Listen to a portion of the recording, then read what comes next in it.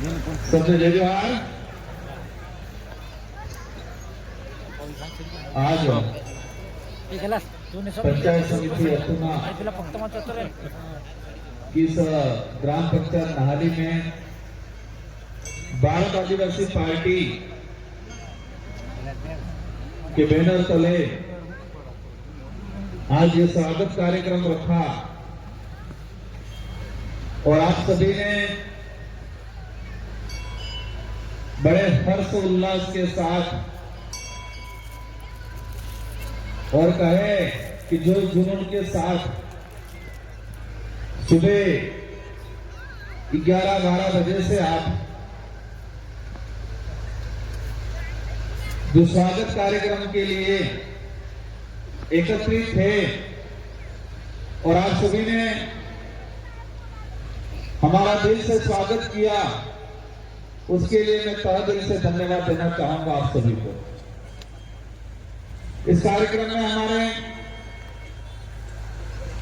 भारत आदिवासी party के राष्ट्रीय अध्यक्ष मोहनलाल जी रोड, बागीदोरा विधायक भाई जयकृष्ण जी पटेल, मंच पे विराजमान हमारे 84 विधानसभा के भाई विधायक साथी अनिल जी, स्थानीय प्रधान जी और जिला अध्यक्ष, पूर्व जिला अध्यक्ष, स्थानीय सरपंच साहब, पड़ोसी ग्राम पंचायतों के सरपंच साहब, हमारी नारी शक्ति जिला परिषद सदस्य उर्मिला जी, संभाग अध्यक्ष भाई कल सिंह जी विचार कर रहे हैं मेरे संभाग चला गया तो मेरा नाम आएगा कि नहीं आएगा। समस्त हमारे डीसीसी प्रभारी और मंच पे विराजमान, मंच के साथ ही हमारे पांडाल में विराजमान भारत आदिवासी पार्टी के पदाधिकारी, सामाजिक लिंगों के संयोजक, कार्यकर्ता और सबसे बड़े हमारे इस पांडाल में बैठे बड़े बुजुर्ग, हमारी माताएं बहनें, नारी शक्ति, युवा साथी पांडाल में बैठे, इनके अलावा हमारे जो इस परकोटे पे बैठे हैं, इधर हमारे जो बरामदे में बैठे हैं, आप सभी को मेरी ओर से तहे दिल से धन्यवाद देना चाहूंगा। आज ये सुनहरा अवसर इसलिए कि लोकसभा चुनाव के अंदर एक कहे कि विकट परिस्थितियां बनी थी और वो परिस्थितियां ऐसी बनी कि हमारे जो बड़े बुजुर्ग हैं, जो महाराज हैं, वो सब असमंजस स्थिति में આવી ગયા હતા। क्या करवे हूं थाजू हूं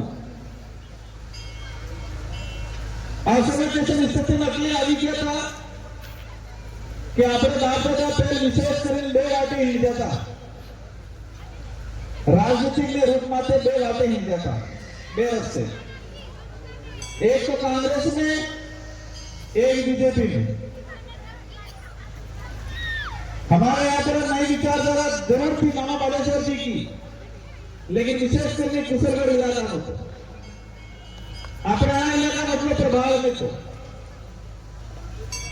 अपने विशेष समस्या ही था जी। हमारे से बड़ा बुजुर्ग, माता बहने सबने विचार की बात थाजू हूं, क्योंकि रात में अपने क्या सड़क में दुर्घटना था, रस्ते माते आदमी बाइक लेने जाए तो हम कार आ गई, बाइक आ गई, ठोकाई गई, इन्हें हो गई सड़क दुर्घटना। अंगास में सड़के हुए पड़ी जो तेना हो गई हवाई दुर्घटना इनके,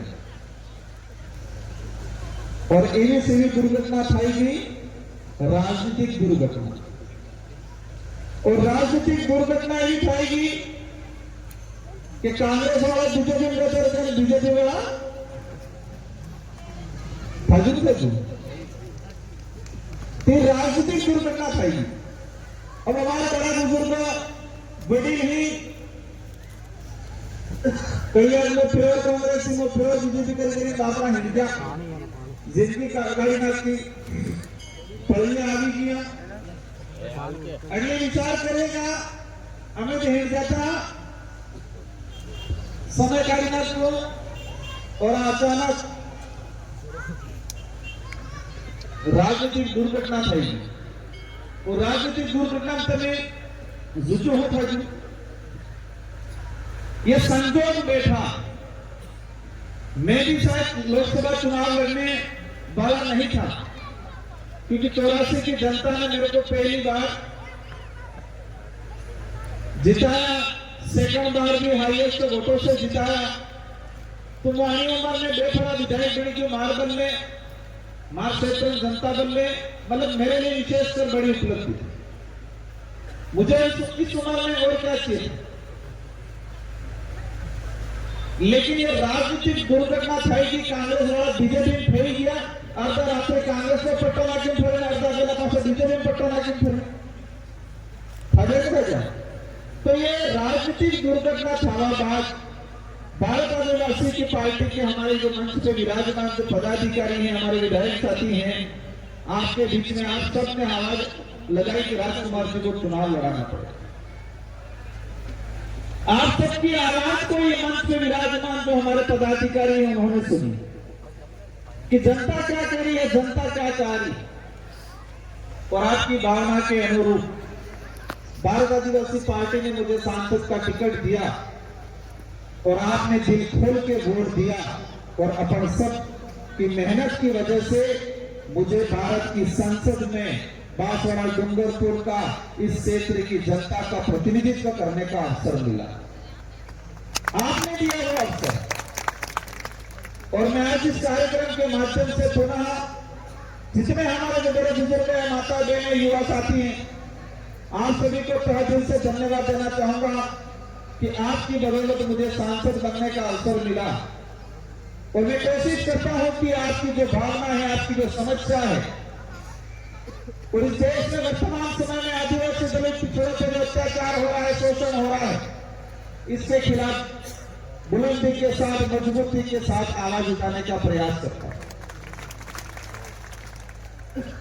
साथियों, इस पांडाल के अंदर हमारे एससी समुदाय के, माइनॉरिटी के, ओबीसी के, सामान्य के साथी भी हैं। लोकसभा चुनाव के अंदर भले कम रहा हो लेकिन थोड़ा थोड़ा सहयोग सबका रहा। और मैं पहले विधायक था, उस समय भी मेरा प्रयास था और आज भी प्रयास है कि भारत आदिवासी पार्टी की विचारधारा क्या है। विचारधारा की बात आती है तो कांग्रेस के लिए कहा जाता है कि ये मध्यम दल की विचारधारा, बीजेपी के लिए कहा जाता है कि दक्षिणपंथी विचारधारा। इस देश के अंदर वामपंथी और दक्षिणपंथी जो मुख्य विचारधारा चलती है। वामपंथी मतलब कांग्रेस, और कांग्रेस के लिए कहा जाता है कि थोड़ी देर वामपंथी और मध्यमपंथी। बीजेपी के लिए कहा जाता है कि दक्षिणपंथी, मतलब बीजेपी की विचारधारा ये होती है कि गरीब गरीब रह जाए चलेगा लेकिन अमीर अमीर होना चाहिए। ये बीजेपी की आइडियोलॉजी है। बीजेपी उद्योगपतियों को प्रायोरिटी देती है। तो अपने भारत आदिवासी पार्टी की विचारधारा हूं है। भारत आदिवासी पार्टी की विचारधारा है मानव मूल्य प्रकृतिवादी विचारधारा।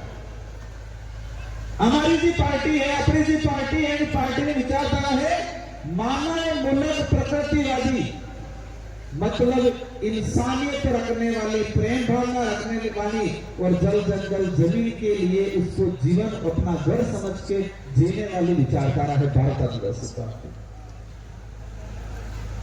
इन सभी पार्टियों की विचारधारा से भारत आदिवासी पार्टी की विचारधारा बिल्कुल अलग है और अलग जरूर है लेकिन सबसे बढ़िया है, सबसे मजबूत है। और ये विचारधारा ही इस देश के अंदर मानवता को बचाएगी, इंसानियत को बचाएगी, जल जंगल जमीन को बचाएगी। प्रकृति की रक्षा की बात कोई पार्टी नहीं करती। दक्षिणपंथी विचारधारा उद्योगपतियों को प्रायोरिटी देती है वो बीजेपी। वो कहती है कि वन विभाग की जमीन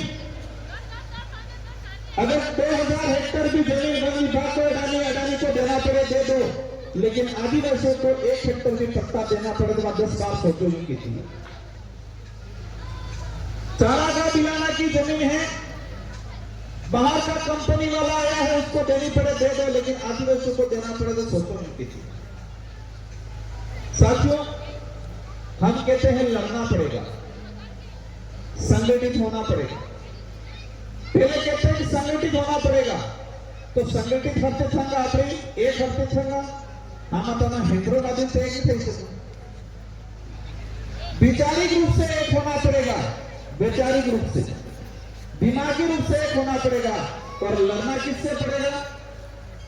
हमारे बाजू कहते हैं ना थोड़ा पे लड़वे पड़े तो हर से लड़वे पड़े,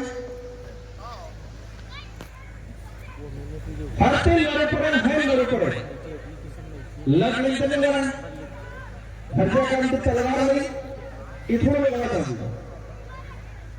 मैं कई बार कहता हूं कि हमारे बाप दादा पे पहले आक्रमण हुए मुगलों के, अंग्रेजों के, राजा रजवाड़ों, तो वो हम पे अत्याचार करते तो हम रक्षा किससे करते?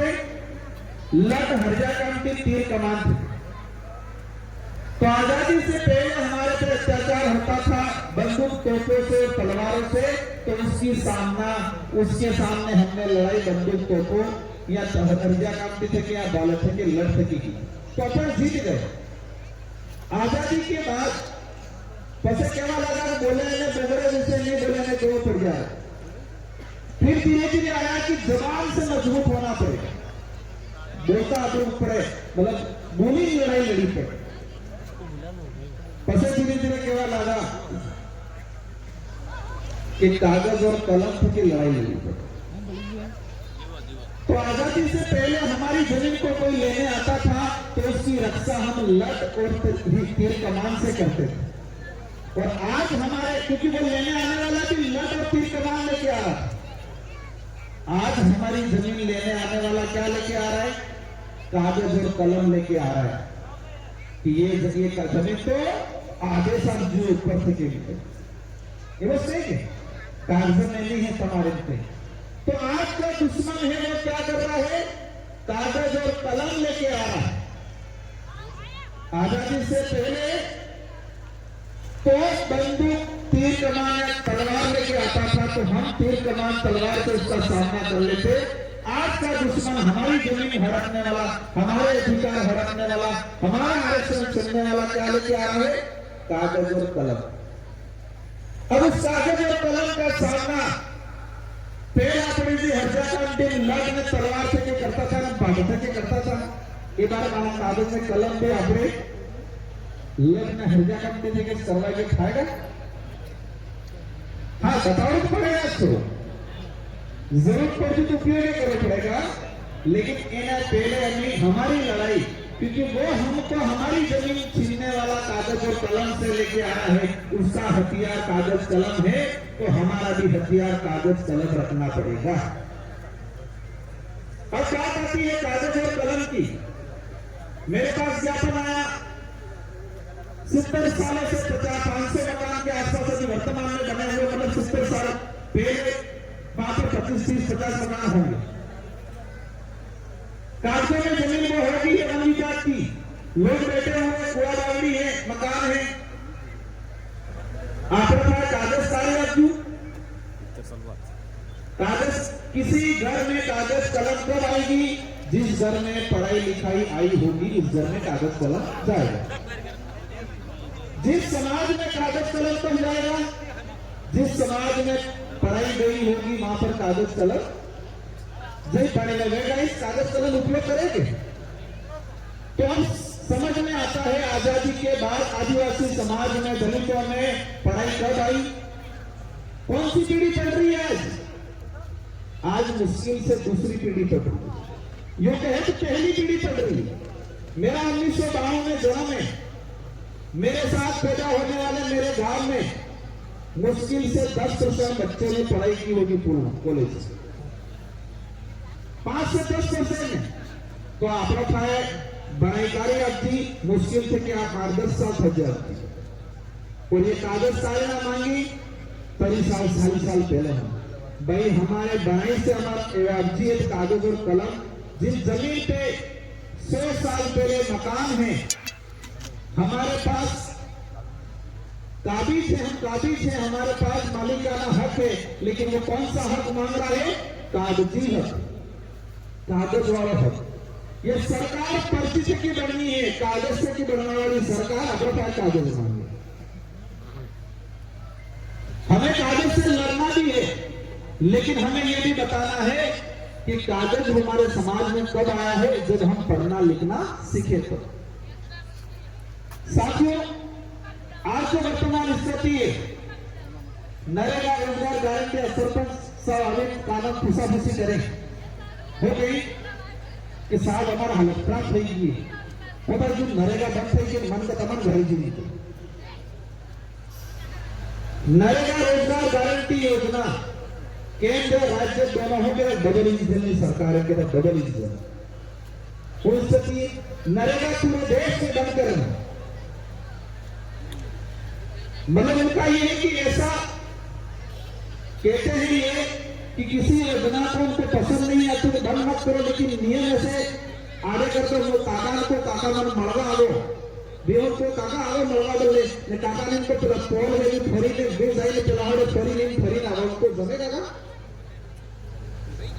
बीजेपी क्या कह रही है? आपको योजना का लाभ मिलेगा, लेकिन ओके पहले सब को फरी ना हो बड़ा कोई सबका काका तो गाय खाई फरी दिन बातें वो ऐसे ही करा रही है। आज कागज करा रहे होंगे, कागज करा रहे, कागज लाओ, कागज दो। इसलिए इनकी चाल को समझना है।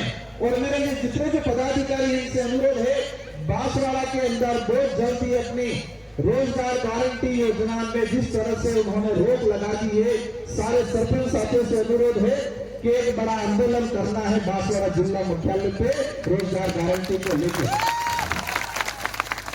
दूसरा बिंदु, जिस जमीन पे आदिवासी की 25 साल से बैठा हुआ है, उस जमीन का मालिकाना हक आदिवासी दलित पिछड़ा जो भी है उसके नाम होना चाहिए। इसकी लड़ाई हमारे यहाँ पर सामान्य ओबीसी के भाई बैठे होंगे, इनको भड़काया जाता हो कहीं प्रदेश बढ़िया सभी की जमीन पे।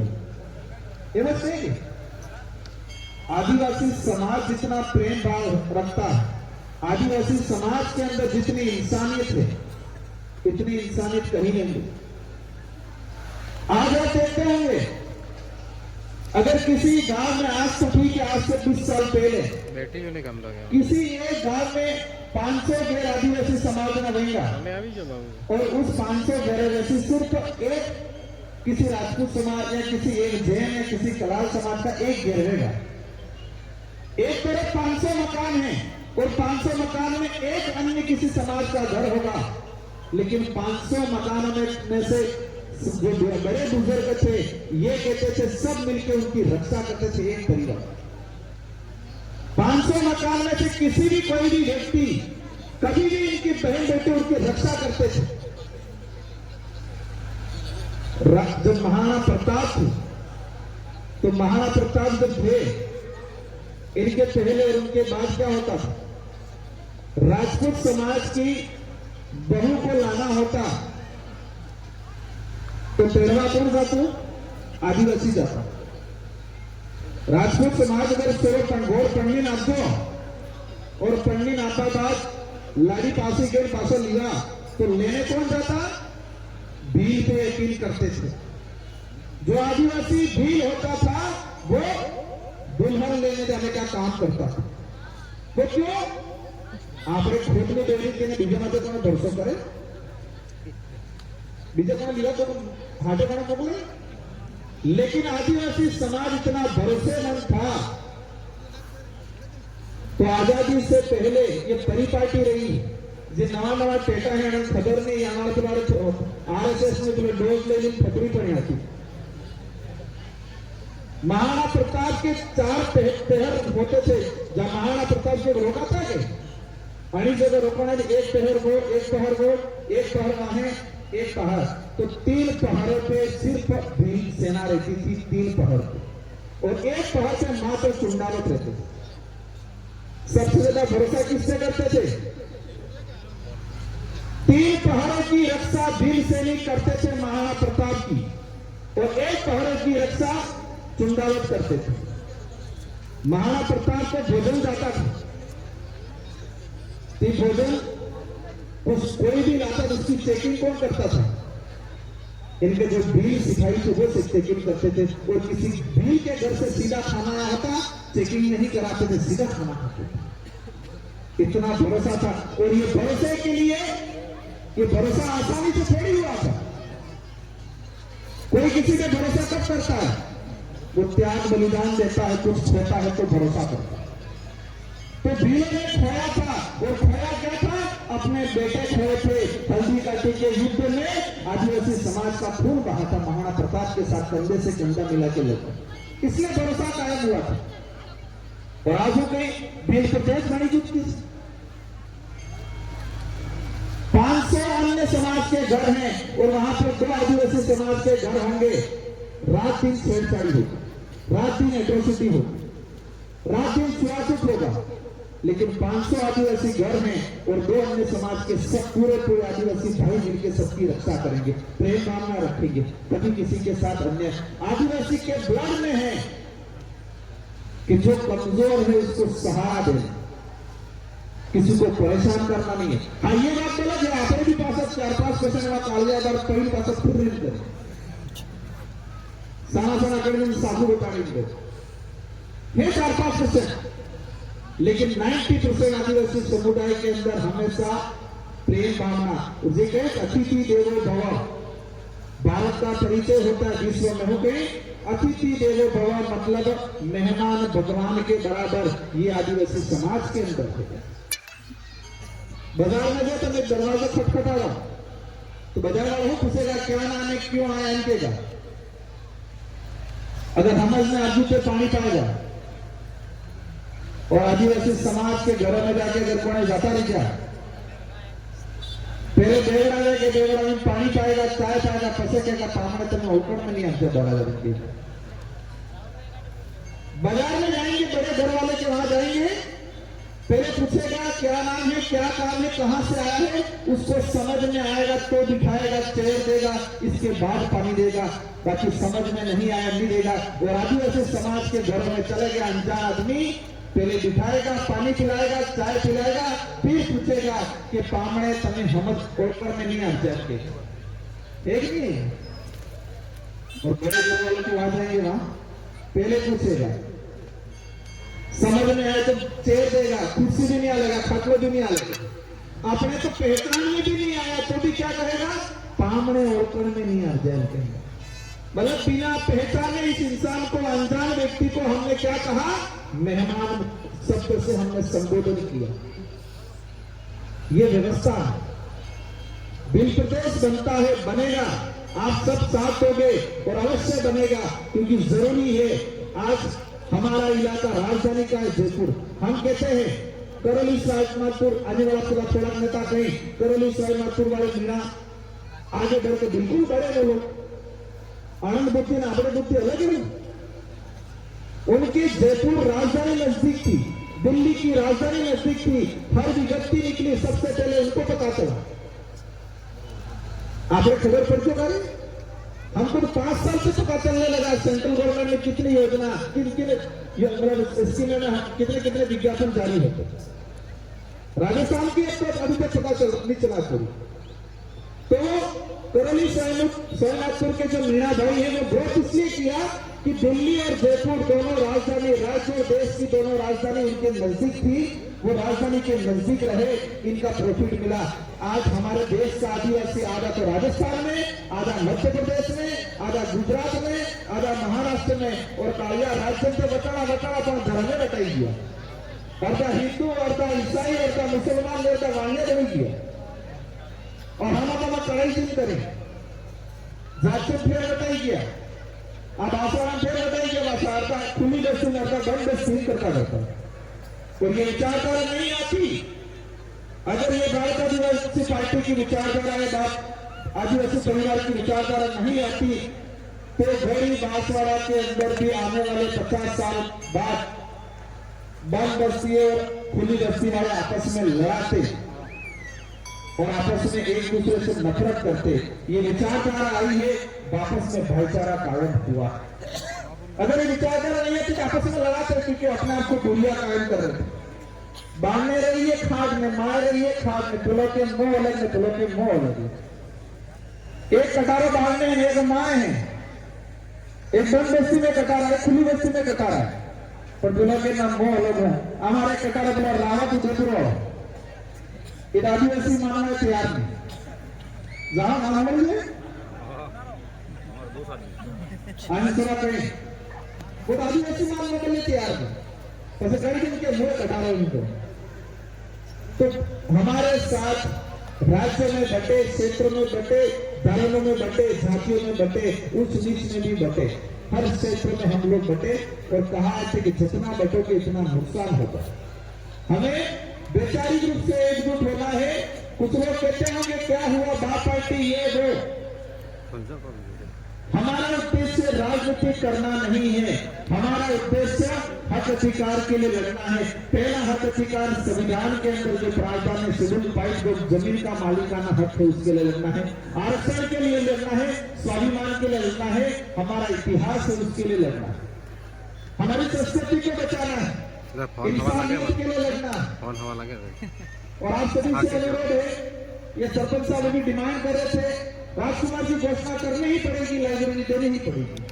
बात भी सही है, गलत बात थोड़ी है। और वो भी डिजिटल लाइब्रेरी। कौन सी लाइब्रेरी? क्योंकि आप लोग नहीं कहते कि कागज और कलम से क्यों लड़ाई करें, पर आज है कि 5 से फिर तीसरा चौथा वर्जन क्या आ रहा है?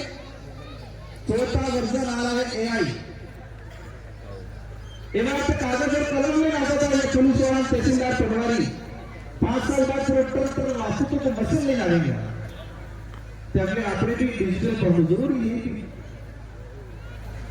पहले तो लैपटॉप लेके आएंगे क्योंकि सरकार कह रही है कि पेपर लेस बनाएंगे भारत को। आदिवासी जमीन लेस थी खबर में पड़ता मोदी जी में हम इंडिया को पेपर लेस बनाएंगे, मतलब पेपर लेस असली कि कागज वगैरह ना बनाना, बगैर कागज ही देश में हमें राज करना, मतलब डिजिटल ऑनलाइन मोबाइल में, लैपटॉप में। हमारे हाथ में मुश्किल से कागज ही नहीं आया अभी तक तो, और तुम कह रहे डिजिटल बनाओगे। वही दक्षिण पंथी विचारधारा उद्योगपति भाजपा ये कहती है कि देश के कुछ लोग उद्योगपति बन जाए और देश विश्व गुरु बन जाए, वही विकास है इनके। और हम कहते हैं इस देश में रहने वाला एक गांव का, एक फड़े का, एक आदिवासी दलित जो बिल्कुल गरीब घर है वो भी आत्मनिर्भर होना चाहिए, तो हम विकसित देश मानेंगे। भाजपा कहती है, ये राष्ट्रीय पार्टियां कहती है कि कुछ उद्योगपति अडानी कुछ बड़े बन जाए तो हमारा देश आत्मनिर्भर बन गया। हम कहते हैं इस देश का प्रत्येक नागरिक खुद के पैरों पे खड़ा हो जाए, आत्मनिर्भर बने, तो देश आत्मनिर्भर बनेगा। ये कहते हैं भारत आदिवासी पार्टी। सरपंच साहब ने आने वाले कई मेहनत की और अगला परेशान करी हद से ज्यादा, और ये आदमी वैचारिक रूप से इतना मजबूत है, जिस मजबूती के साथ आदिवासी समाज जो महाराणा प्रताप के साथ लड़ा था, ऐसे वैचारिक मजबूत है। उनको सेंशन नहीं देते, उनको जांच कराते हैं। ये नेता जो अंग्रेज करता कायम करेंगे। आप चिंता मत करें, मुझे ब्लॉक अध्यक्ष जहां तक लाइब्रेरी बनानी है पूरे ब्लॉक लेवल की मैं दूंगा इस इलाके में। यहाँ बनानी हो तो भी, दूसरे पड़ोसी पंचायत में बनानी हो तो भी, मुझे जिस जमीन पे बनानी है जमीन का कागज, क्योंकि मेरे पास कागज है स्वाद की बात है जगह में कागज जरूर है, फिर बात मोरे बदी जाए तो इन्हें बारे में जगह में कागज मंडल अध्यक्ष, बीसीसी अध्यक्ष, ब्लॉक अध्यक्ष, समस्त सामाजिक विंगों के साइन करके मुझे पहुंचा देना। मैं अवश्य इस पूरे मंडल के हिसाब से अवश्य आप लाइब्रेरी को हो तो भी, कक्षा कक्ष को तो भी मैं अवश्य दूंगा, आप चिंता मत करना। मेरी ओर से आपको पूरा मदद मिलेगा। हमारे विधायक साथी हैं, वो भी विधानसभा में आपकी जो बात होगी उठाएंगे। और ये लड़ाई शुरुआत हुई है, ये पार्टी आई है 5 साल हुए मानो, मैं सांसद बना 1.5 साल हुए ये मानो, और राष्ट्र के वाला की जाने हो की तो होगी उनके पहले 7 तक होगी नहीं बताते। आपने भी की तो आणि सगळ्यांच्या मी या साना दे वाटे आमच्या दे वाट पावतात या एक वाटे करतात समापन करे तेवढा आपण दे वाट पावतात या एक वाटे और आपने अब तक एक खाई किया इसकी तो बात पार्टी परिवर्तन हुआ है, परिवर्तन और होगा, विकास भी होगा, आत्मनिर्भर भी बनेंगे, हक अधिकार की लड़ाई भी लड़ेंगे। बस हम सबको वैचारिक रूप से एक दुष्ट रहना है, किसी बाजार में नहीं आना है। गुमराह करने वाले इतना गुमराह करते हैं, इतना नीचे गिर जाते हैं कि कोई सीमा नहीं। लोकसभा चुनाव से 4 दिन पहले क्या बोला उन्होंने? इस आदिवासी समाज को भड़काने के लिए क्या बोला कि राजकुमार रोड पर उनकी जो है आदिवासी की बहन बेटी की शादी मुसलमानों से कराएंगे और प्रोग्राम में और ये पत्रकार इतने निकम्मे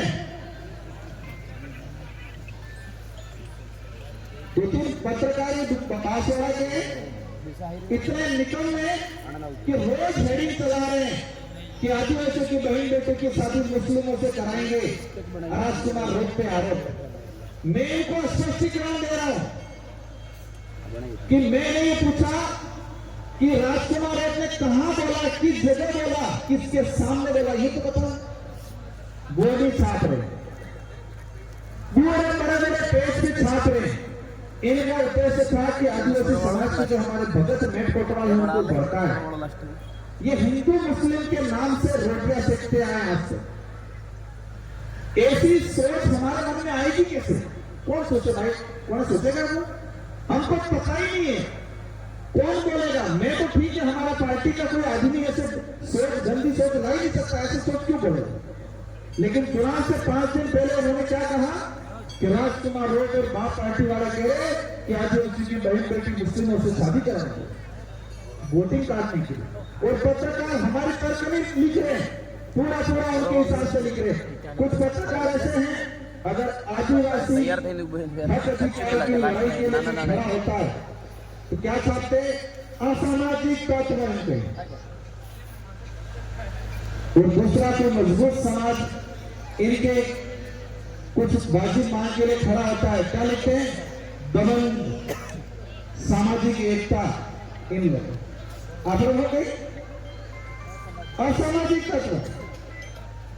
कोई व्यक्ति इनके गैर वाजिब बात के लिए भी खड़ा होता है, हो गए सर्व समाज की हुकार इनके। और आदिवासी हक अधिकार की बात करत हो गई, ये असामाजिक तत्व है। भेदभाव पत्र का चौथा स्तंभ है, लेकिन बांसवाड़ा डूंगरपुर में ये तेजी से फैल रहा है। इनका भी इलाज होगा वक्त आने के साथ। हमारा संकेत है कि आज का जो धर्म है निष्पक्ष मीडियाबाजी करने का वो नहीं कर रहे, भेदभाव करते। लेकिन हमें पता है कि हम जिस रास्ते से गुजर रहे हैं वहां पर आपके पेड़ में मरोड़े पड़ने ही है। कोई दिक्कत नहीं, उसका इलाज भी होगा समय आने के साथ। इन्हें संकट के साथ आप सबको धन्यवाद। और आप सबने जो मान सम्मान दिया और जो एक प्रधानमंत्री आवास और शौचालय वाले की जो समस्या चल रही है, अभी बातें करता था कि आज से 5 साल पहले रीति में गाँव को आज वो में 5 साल पहले मजदूर कहीं रुपया 500 रुपया लिख नहीं लेता है। और एक बार शौचालय कर लो, मेरे 5 साल पहले 14,000 मेरे 14,000 इस तरीके 12,000।